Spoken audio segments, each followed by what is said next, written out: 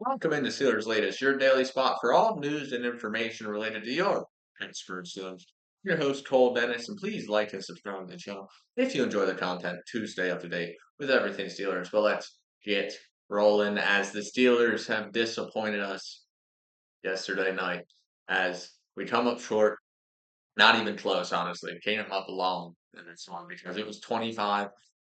The Chargers beat us, basically had control most of the game. Uh, in the first quarter, it felt like we were controlling most of the game. Our defense was really stopping the Chargers, not really letting them get anything going. Offensively, we were able to get a field goal.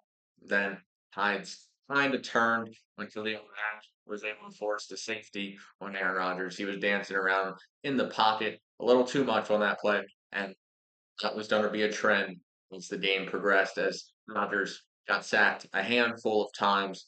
That's had his worst performance yet as a Steeler, a 51% completion percentage, 161 yards, one touchdown, and two interceptions. Really sailed the ball a lot this game, Aaron Rodgers. I mean, the offense just had no answers for what the Chargers' defensive scheme was this week, and Rodgers being inaccurate did not help at all. It didn't bite him early in the first half. He was able to get away with his inaccuracies, overthrowing DK Metcalf on which would have been a deep, I think over 50-yard touchdown pass if he was able to connect. And then he sails it a little high for Johnny Smith on the sideline. He's not able to reel it in or maintain possession to the ground. Incompletion on a play that could have been a touchdown with how much space Johnny Smith had on the sideline. It was very disappointing. And then in the second half, early, he throws an interception. Late, he throws an interception because he's sailing the ball. It was a really tough game watching Aaron Rodgers this week. Uh, really, the internet already on him saying he's washed.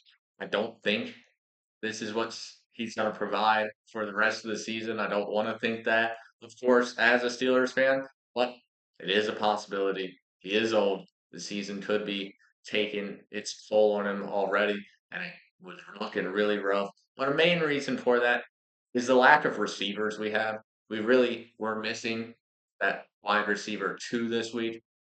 No one Rodgers can rely on after DK Metcalf is taken out of the game.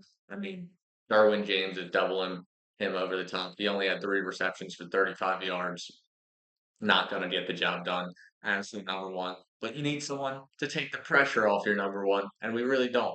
I mean, the second best receiver, three receptions, 33 yards, Pat Fryermuth. He's tight end now. Receiver wise, Roman Wilson, two reception, 35 yards, and a touchdown. That's our best receiver stat line of Sunday night. That's terrible. We needed another option. We didn't go out and get one. We signed Marquez Valdez Scantling. Maybe he joins the main roster here soon and provides some quality reps. That's not a guarantee though. It is gonna be rough going forward if we can't get the run game really going because we know what they're gonna do. They're gonna double DK and trying to take him out of the game.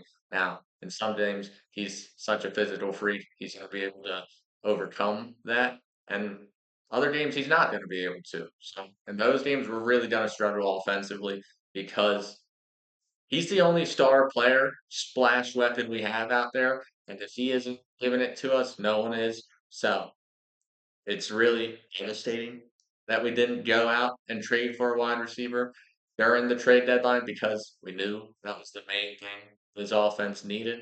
And if the defense is going to perform like they were performing, they had another good game this week. I wouldn't blame this loss on them at all. It's clearly the offense's fault. We lost this one. Three turnovers isn't going to get the job done. So we really missed out on getting a receiver, and it showed this week, and it's probably going to show in the future because that's how teams are going to scheme us. They're going to try to take DK out and make anyone else beat them, and so far, no one else has been able to beat the opposing teams. Let's move on to the positives here in the Sunday night football. And the positive is the defense didn't perform bad at all. We held the Chargers under 200 total pass yards. They did run for over 100 yards on us, but that was later in the game when they were closing it out. They had a lot of possessions because our offense was punting the ball most of the game or turning it over most of the game. So they had a lot of opportunities on their offensive side. And our defense only allowed 25 points in most games. We've won those this year. When we're allowing less than 30 points, we're winning those games. And this is the first one where it really caught up to us offensively, and our defense got hung out to dry. They were performing well early. Another positive is Roman Wilson did get in the end zone, so that's also nice to see. He got a second touchdown in his career.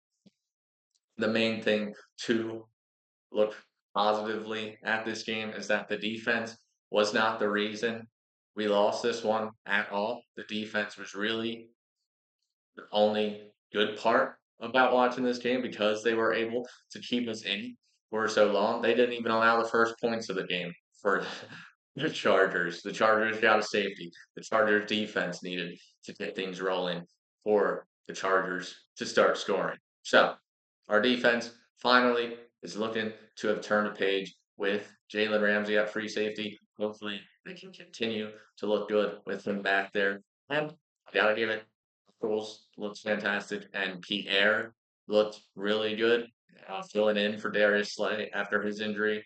He really stepped up big in this one, even though we didn't come out with the win. There were a couple of solid plays he gave the Steelers defense Sunday night. Let's wrap up today's show talking about the division, looking a little forward. Can we hold on to the division lead in the AFC North with the Ravens hot on our tail right now?